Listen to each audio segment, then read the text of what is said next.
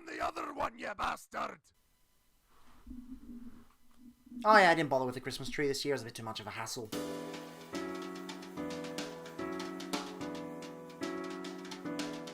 Greetings, Cybertronians. I'm DrLockdown, and welcome to the 3rd annual Legendary Marathon. For those just tuning in, which is a lot of people because this channel has gained a lot of traction over the past year, thanks Apocalypse, I dedicate every December to small-scale Transformers. From December 1st to 25th, there are 25 reviews. That is 5 fully edited and scripted reviews and 20 mini unscripted reviews. Because 1, I only have so much time, and 2, not every figure provides me with enough material to write a script about it. But yeah, we got Hasbro, we got third party, we got everything here, so let's get started. And where better to start than geewun, because everyone loves geewun, right? I'm with you. Of course I like geewun. I don't like the oversaturation of geewun, but geewun figures are quite fun in their own right. And where better to start than with the first ever small-scale Transformers. Straight out of Micro Change and straight into your hearts. Kicking off this hopefully not terrible 3rd season of this experiment I'm doing, let's go with my favourite minibot to start off with.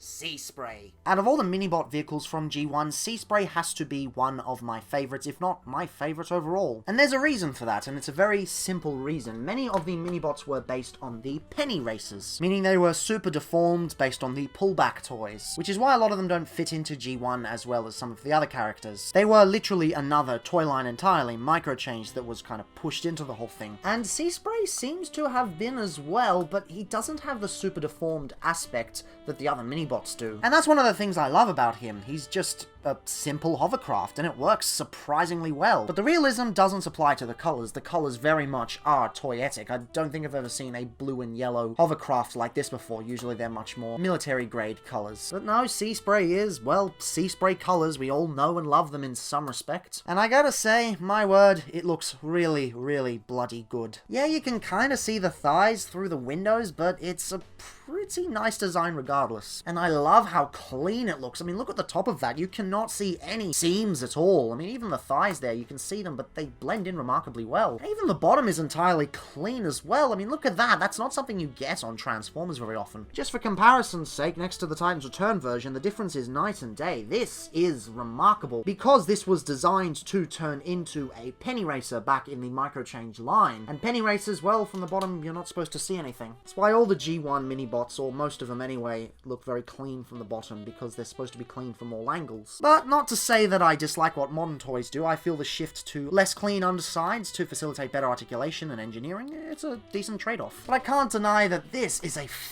good alt mode. This is bloody good. And of course, the rub symbol is just the icing on the cake. There is one complaint with Seaspray that many people will have though. These propellers are notorious for breaking. Now mine's in pretty good condition. I bought it for about $10, which is a steal for minibot when you consider what some people want to charge for a genuine vintage minibot. And yeah, you can see the 1984 stamp there to show that this is in fact a vintage minibot. But you can see right there that one of the propellers has broken off. This is incredibly common with Seasprays. It happens to most of them. But yeah, you're not likely to find a Seaspray with these intact. I'm glad that I just have one of them intact, and I'm going to be very careful with this. But it's not that big a deal. It's only one tiny propeller. Kind of gives him character because that was part of the story of the previous owner. Anyway, moving on to size. Seaspray is approximately 6.5 centimeters long, 3 centimeters wide, and also, including the propellers, 3 centimeters tall. And for ye size comparisons, here is next to a standard Legion figure, a standard Legends figure, a standard Earthrise Micromaster, and Crumbs, not Grombus, Crumbs. He's a KO of the Micromaster Crumble, hence the name Crumbs from that. Don't get it wrong. Apparently people got it wrong with the last marathon. And I'm obviously not going to do this with every episode, but I thought it'd be interesting to take a look at the other Seasprays that we've gotten over the years and see how they stack up in comparison. I feel the ones that match up with the toy aesthetic the closest are the Fans Toys version and the Magic Square version. The Times Return one is close, but it's a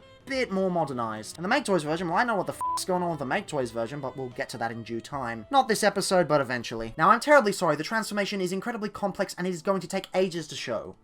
1, 2, 3. The worst transformation ever! Ah! And the robot mode, by today's standards, is not one of the cleanest robot modes in general. It is probably one of the best that the minibots have put out. I mean, don't believe me? Take a look at some of the competition. Yeah, it's not exactly much contest here. But even so, by geewun standards, it is a remarkable figure. Yes, he's got the big clown shoes, but that's kind of become part of his character these days, so can you really complain about it? And it's got very well proportioned legs, very well proportioned arms, even if they are bit noodly. The only thing you could really complain about is the kind of tubby nature. Okay, this has kind of caused a lot of, not controversy per se, but definitely confusion. The geewun cartoon interpreted this as flab, as if he was obese. I don't really think it's the case here. I think this is more of a utility pack. And I prefer that look to the tubby cartoon style that we kind of see on most Masterpiece alikes these days. I'll just say that I'm kind of glad that Magic Square went closer to this design than they did with the cartoon. Very grateful for that, even though Magic Square still isn't my favorite of the bunch. But yeah, in terms of geewun toys, he has a lot of charm to him. Even the head sculpt is kind of neat. It's very different to what we're used to seeing with a more visor approach. Kind of looks like he's got golden hair in the sense, because he's kind of got this weird polygonal look out the back. But even so, it's a very nice head sculpt as far as geewun minibot head sculpts are concerned. Especially considering most minibot head sculpts are just on a flat plate. This is a nice change of pace. And yes, this is the reissue head sculpt, not the traditional geewun head sculpt, but the point still stands. On the topic of reissues though, I would love to see this reissued. I'm not sure if I'd pick one up. I probably would just so I could have one with full propellers, because, you know, the propeller's still broken. But even so, I'm very happy to have one in this good condition. Anyway, articulation is basically just his arms. They move like so. I guess he can kind of look down with his head there, but that's kind of cheating. Same with the feet. You can kind of cheat them like so. It's not really articulation. You can make him a bit shorter though.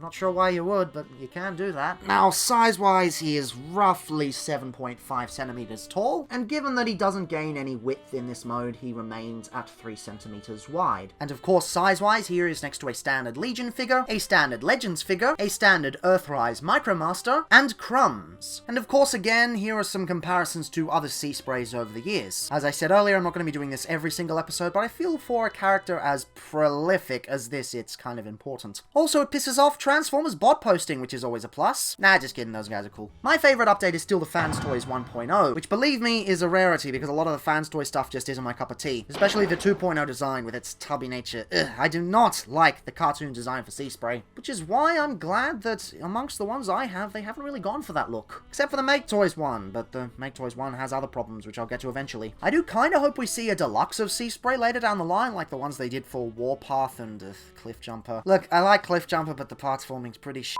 If you're gonna do it, just no parts forming, please. Please.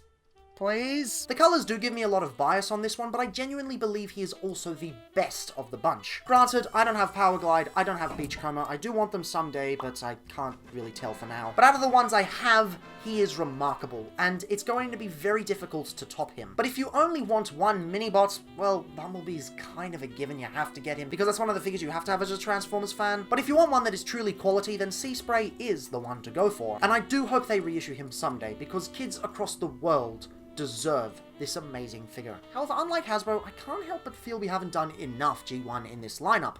So tomorrow, let's continue, but go a little bit later in the series, and delve into some Micromasters.